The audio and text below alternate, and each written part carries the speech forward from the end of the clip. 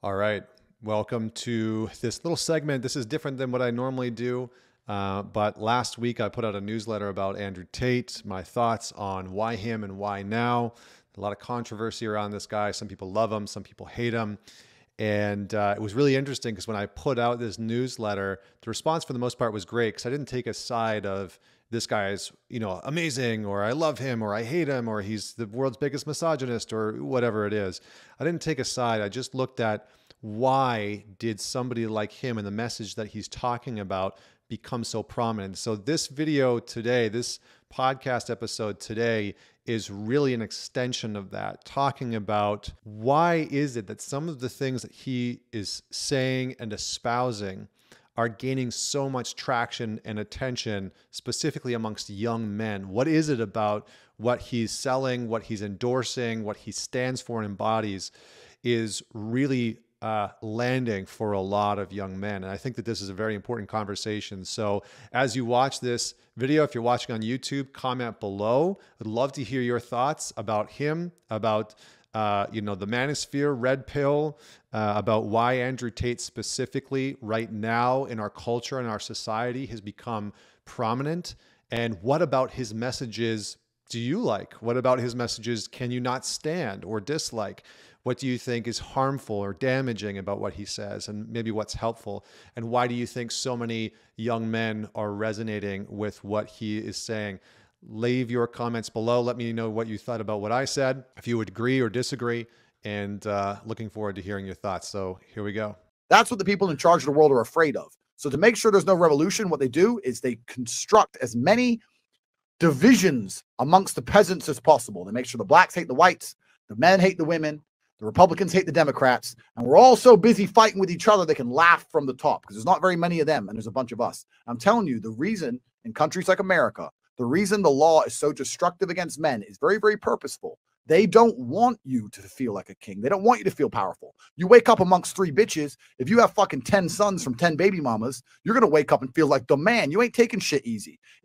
All right. So, first and foremost, I don't know about you, but if I woke up and I had 10 kids and 3 baby mamas, I don't know exactly that I would feel like the man. Having 10 kids sounds like a lot.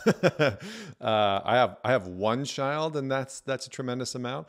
But besides that, I think what's really interesting about this clip so far is just the hierarchy of what's being created, right? So you hear Andrew Tate. I think one of the reasons why he's become so popular, whether you love him, whether you hate him, whether you think that he's, the bane of existence, is that he's playing to this notion that legislation, politics, big government, big institutions don't want men who are empowered, don't want men who are sovereign, don't want men who are living a good life, right? Because if you really listen to what he's talking about, a lot of the times he's selling a certain lifestyle, right? He's preaching a certain lifestyle, but he's also selling a certain lifestyle. So it's very on brand for him.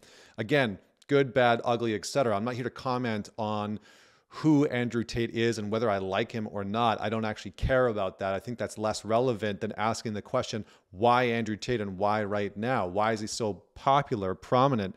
And what is it that he's saying that is resonating with so many men?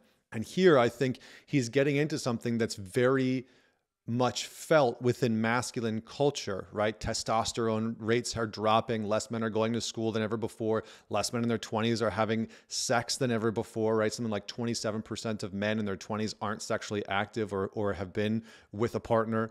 More men are living at home in their 20s than with another person. And so you have this sort of shift within male culture where it's very clear that there's sort of this over-domestication of men, whether that's self-imposed, whether that's a byproduct of society, whether that is legitimately that the powers that be, are putting legislation in to weaken men in some way, whether the rise of feminism, wherever you stand on the spectrum of what is causing this sort of struggle within masculine culture, because I think we can all see that, right? I think for the most part, New York Times to Fox News to, it doesn't matter if it's a media outlet on the left or the right, most people are acknowledging like men are struggling. There's some shit going on with men and what is happening. And so what Andrew Tate is really, I think, saying in some ways, which I would agree with the content of what he's saying, not necessarily the delivery mechanism of what he's saying, but I think in many ways, it's a reminder that not most, but many men, countless men feel beaten down by the system. They feel disenfranchised. And I think we have this very rampant culture of domestication. You know, you go to work, you sit down, you sit there, you never lift weights, you never do hard things, you never have to engage with shit that's challenging. Most of the stress that you experience as a man within our modern culture is something that, you know, it's like the taxes that you have to pay and the legislation and the worry about, like, you know, being in a sexless marriage, which is true, right? Something like 1 in 4 marriages within the first 2 years will become sexless. 1 in 4. So a lot of men find themselves in a situation where their life, their relationship, their work, it doesn't look the way that they want it to or hope that it would. And so they not only feel disenfranchised, but they feel wildly domesticated. And domesticated in the sense that they're not in their own power as a man. They're not connected to their own masculine core. They're not out there lifting heavy stuff. They're not doing something meaningful. They're not contributing to something that matters to them. They're not out in nature experiencing their own wildness or the wildness of life. And so I think what's appealing on an undercurrent, on an unconscious psychological level about what he's saying to men and why so many men, you know, why he's become such a polarized figure very quickly within our culture, is that he's talking to men about men, and he's talking to the plight of men, you know, the sort of shit that a lot of men are going through. And he's doing it in a way that's really aggressive, and it's very warrior based, right? It's like the warrior archetype. It's like there's us and there's them, and there's very few of them, but they have a lot of control and a lot of power, and they want to suppress you. They want to keep you down. And so it gives men an enemy, right? It gives men an enemy, and it gives men a battle that they can feel like they're engaged in.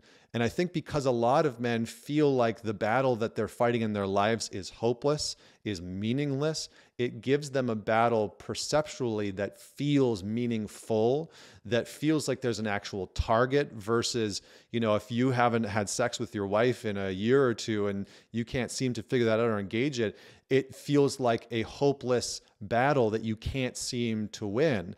And so it redirects some of that, you know, warrior energy towards this sort of battle. So let's keep watching and see what else he has to say. Again, I'm not interested in whether or not you think Andrew Tate is a good guy or a bad guy. I mean, if you want to comment on that, that's fine. That's your prerogative. I'm not here to comment on whether or not I like him or dislike him, whether I think he's an asshole or a good guy, whether I think he's good for men or bad for men. I'm simply here asking the question, why him and why now? And what is it that's happening within male culture that is allowing for a figure like this to blow up? And what is it that's happening within our culture at large that's allowing a figure like this to become so prominent? So let's keep watching. If you wake up on your fucking 3rd year of a sexless marriage, paying taxes, and your kids don't even listen to you, you don't really feel like rebellion. You don't have it inside of you. This is why there's so much fucking male suicide. This is why men are so depressed. This is why everyone's so unhappy, because the life they try and create for men, the things they try and purport, the ideas they try and make us subscribe to are depressing. They want you as a tax slave. They want you as a tax slave. They want you in a sexless marriage. So again, here, notice it's they, right? This sort of notion of like, they want that. Well, who's they, right? The powers that be, big government, big tech, you know, this sort of analogous cabal that is creating this for men. I mean, I think the reality is that we have to acknowledge is that we as men have also contributed to creating this, right? We as men have done this. We have allowed our lives to become these very overly domesticated forms of existence where we're not pursuing meaningful things, where we're not pursuing things that matter to us. We're not contributing to things that are important to us. So I think one of the things that gets missed in this commentary is the fact that a lot of the infrastructure that has been built by us as men. And maybe it's us as men, maybe it's the men who are wanting to control and wanting to, you know, I mean, you can go down that rabbit hole, but we also have to look at our part in the creation of the systems and the structures that we inhabit. And we also have to look at our part as individual men in the systems and the structures of our own lives. He's talking about entering into the sexless marriage and having kids that don't like you and that don't even listen to you, and working a job that you hate. And it's like that's a double-edged sword. That's not just simply a result of a system that is anti-men or that's trying to hold down men. That is also often a result of a man who has made choices in his life that have led him there. Now, the system, I'm sure, has contributed to it, but we can't exclude the fact that there are men who don't want to work, who don't want to work hard, who don't want to face hardship, who don't want to deal with the pain of their life, who don't want to have uncomfortable conversations with their wife about sex, who don't want to leave that marriage and that safety and that security. And so I think we also have to have a conversation about the reality that we as individual men have created and have contributed to that domestication of ourselves. It's not like we haven't had a part in that and a role in that. And I think that that's an important part of this conversation as well, because I think he does advocate for this in some ways. And again, I'm talking about the context versus the delivery mechanism of how he delivers some of this, because some of the way that he delivers this, I think, is really abrasive. And it speaks to, the why he's become so popular. The truth is, we live in an attention economy. That is the truth. The most valuable resource, the most valuable asset that we have now in existence is attention. And so a byproduct of that, an offshoot of that, unfortunately, is that we also live in this sort of outrage culture. And so in order to gain attention, what you have to do is be outrageous, is say outrageous things, even if there's merit and truth in it, even if there's validity to what you're saying. Right? He's talking about male suicide. He's talking about male depression. Those are all real things that a lot of men are dealing with and struggling with. And it's true. Right? It's something like 3 out of 4 suicides are going to be men. The leading cause of death for men under 45 in the UK, as an example, is suicide. Right? So it's a problem. It's a real big thing. But I don't think it's as simple as, big government or big organizations, large corporations are trying to suppress and repress men because they don't want men to be strong and happy. I don't think it's that simple. I think there's other factors, like the fact that 32% of boys in America are going to grow up in a home without their biological father present. So that's a lot of young boys who are growing up in a household where they don't have an active male role model. They don't know what it looks like to have a male figure or male presence in their life actively. And then sometimes, even if they do, they might be growing up with a father or a stepfather or a male figure who is completely domesticated, who's completely disconnected from his own masculine core, his own masculinity, his own sort of male essence. And he'll have grown up in a relationship with an example of a man who doesn't have that kind of fire. And maybe that boy feels it in him. And so I think a lot of the reason why somebody like Andrew Tate has become so popular is because, one, culturally, we live in a culture of outrage, right? It gets attention immediately. You go out on social media, you say some wild shit, and if there's an undercurrent of truth in it, that wild stuff will propagate really, really quickly, because all of a sudden people who hear it think, yeah, I feel that way. Yeah, I've gone through that. I've been screwed over by divorce courts. I've struggled with depression because I have low testosterone and I feel less motivated. I've struggled with finding a decent job that I can enjoy and find a place in culture and in society where I feel like I actually matter, where I'm contributing something that makes a difference. So I think that there's many factors to this, but the key, this sort of secret ingredient that it seems to happen, and again, I don't necessarily agree with this, but I think one of the reasons why he's been able to become so successful and so prominent within our modern culture and social media is that he realizes and plays to the fact that we propagate outrageous commentary that often house some deep and meaningful truth that a lot of people are feeling. And that seems to be the way, right? You see somebody like Jordan Peterson. Well, he's created a lot of outrage and a lot of controversy around who he is and what he says and what he believes. But he also has a very deep following that love him and that have benefited because of his work, because of his speech, because of what he's said. And so you have to look at somebody like that and like Andrew Tate and say, well, what's going on here?